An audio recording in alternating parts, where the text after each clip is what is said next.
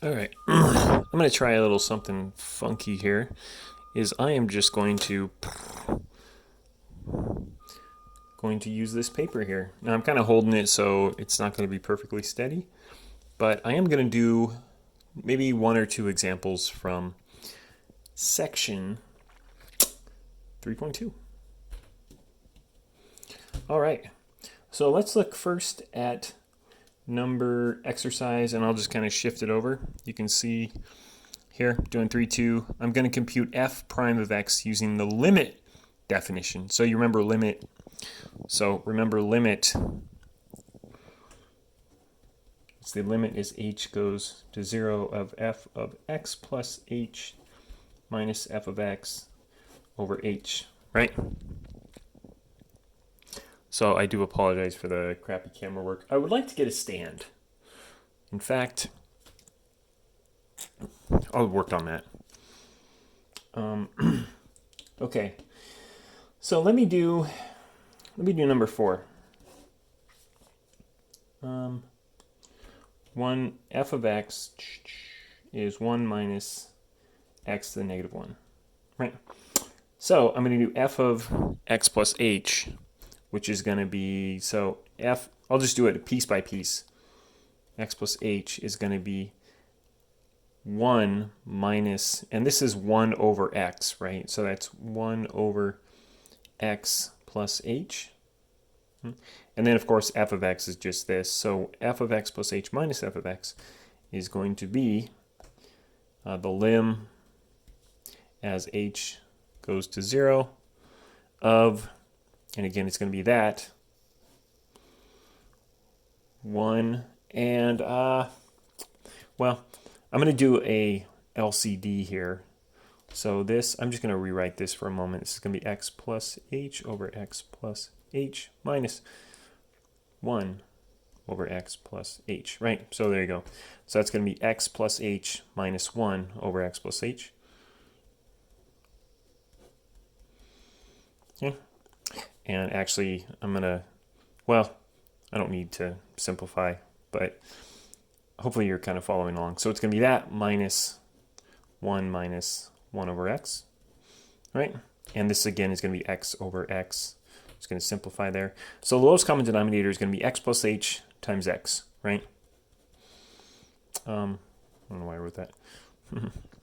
Okay, so I'm going to go x plus h minus 1 times x over x, and this is going to be x plus h over x plus h, right? So that times x plus h times x. So x minus, it's going to be x minus 1 times x plus h.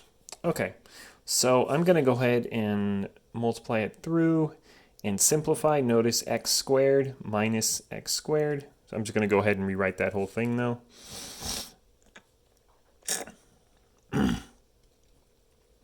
Squared plus xh minus x, and then minus, I'm going to get x squared, and then minus a minus. This is x times a negative 1, so minus, so it's going to be plus x, right? Shite. So yeah, I forgot to do that. So this here is going to be, well, I'm actually going to go ahead and write the whole thing, okay? So minus, it's going to be x squared plus xh minus x minus h. And then it's, again, it's a minus. So this is all over x plus hx, and that's all over h, right? Times 1 over h. Okay, so this is going to be x squared minus x squared, so those will cancel out. I'm going to get xh minus xh. That cancels out. That's not a squared, sorry. That's minus x. I'm going to get minus x minus a minus x. So that cancels out, and I'm left with minus h. I'm left with h over x plus h x, which I'm going to go ahead and multiply that through because it's simplified, right? and it's going to be times 1 over h. Right, so I'm dividing by this h here, so that's actually times 1 over h, multiplying by the inverse, right?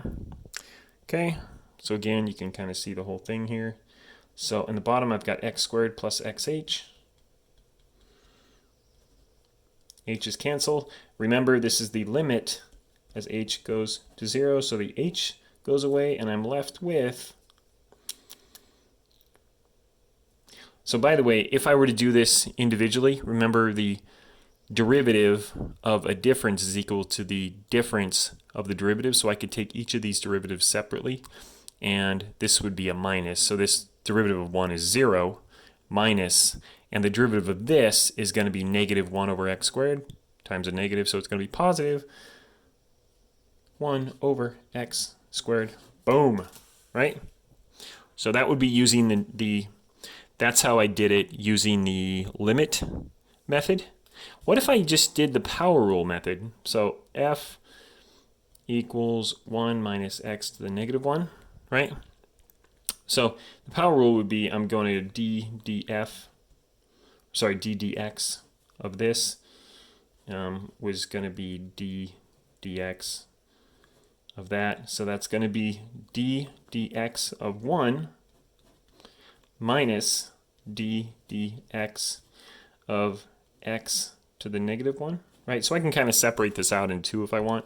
Derivative of a constant is just 0, so that goes away. And I'm left with, using the power rule, I can take the exponent and bring it down in front, okay? And then subtract 1. So I'm going to get negative times negative 1, which is negative 1, times x to the negative 1 minus 1. So x to the negative 2, right? And that is going to be x negative 2 or x squared. Boom. That matches that. Now look how much easier that was though, huh? Is that a little bit easier? Boom. That's how you do so this is the difference between the limit method all the way here and the derivative method, which if you want, you can just totally skip this step and just go directly to here.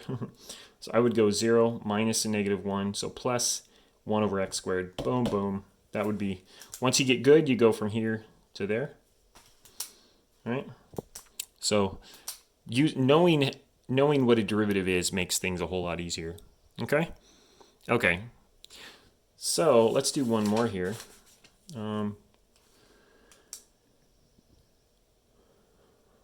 I don't know what that's about, so, but I am cover that up because this is a notebook I found sitting around. Okay, let's do use the power rule to do some of these. Okay, so what we're doing is we're using the power rule to compute the derivative at a specific value, right? And so let's do number 9. So I'm gonna take the derivative of t to the 2/3. So by the way, this is the derivative of t to the 2/3 with respect to t. So that what it means is I'm taking how does the function change when t changes by 1 unit? So it gives me a marginal change.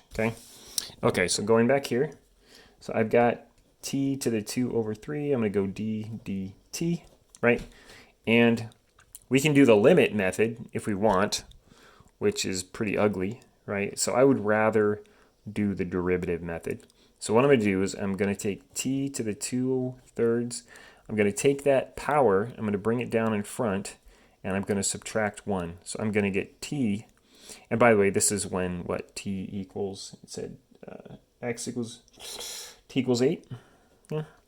So here, to the 2/3, I've got a function that's going to look something like that, right? And when t is 8, I want to know what's the slope of that line, okay? So that's what I'm finding here. So first I'm going to find t prime is equal to, or it should be f prime of t, right, is equal to, I'm going to take that, I'm going to go 2/3 times t to the 2/3 minus 1 is negative 1/3.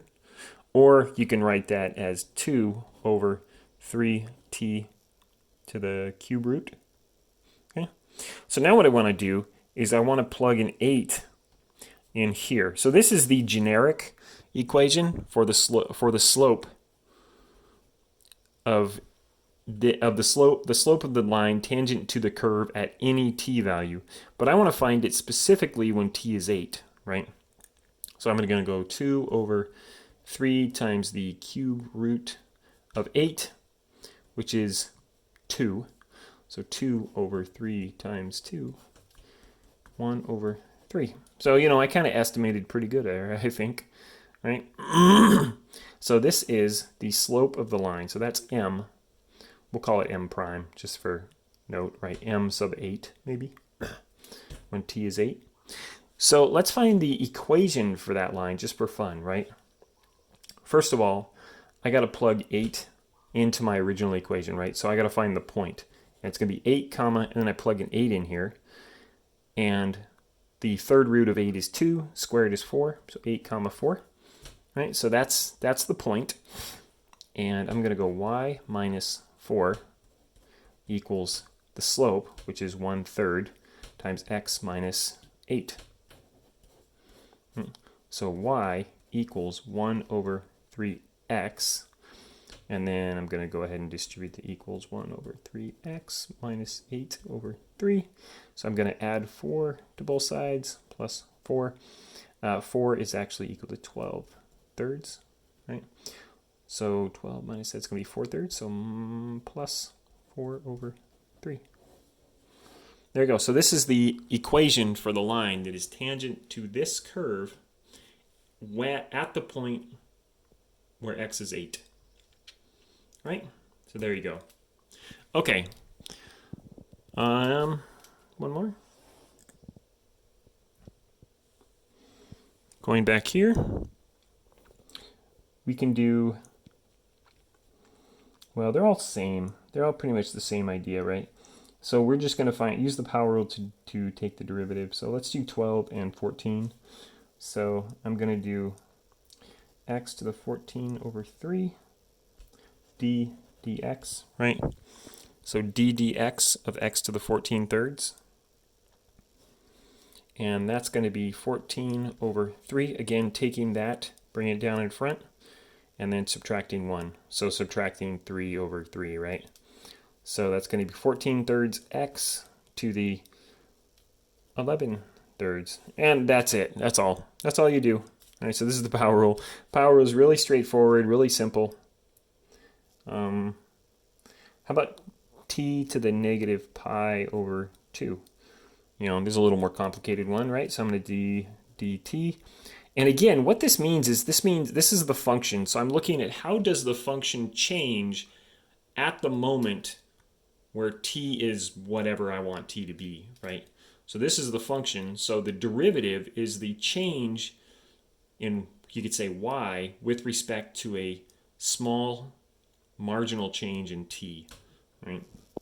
So Alex, Ashton, and I think you're the only ones that were in my micro.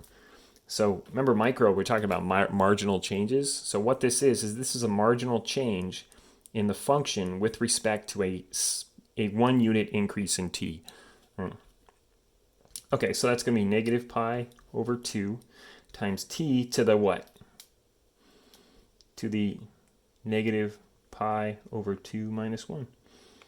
Or negative pi over 2 to the times t to the, what, this is negative pi minus 2 over 2. Negative pi minus 2 over 2. Either way, you can write it either way, right? Okay, so there you go. So I will do more of this in a minute. I don't know how, you guys can let me know if you like this one more or the whiteboard more, or what do you like more? All right.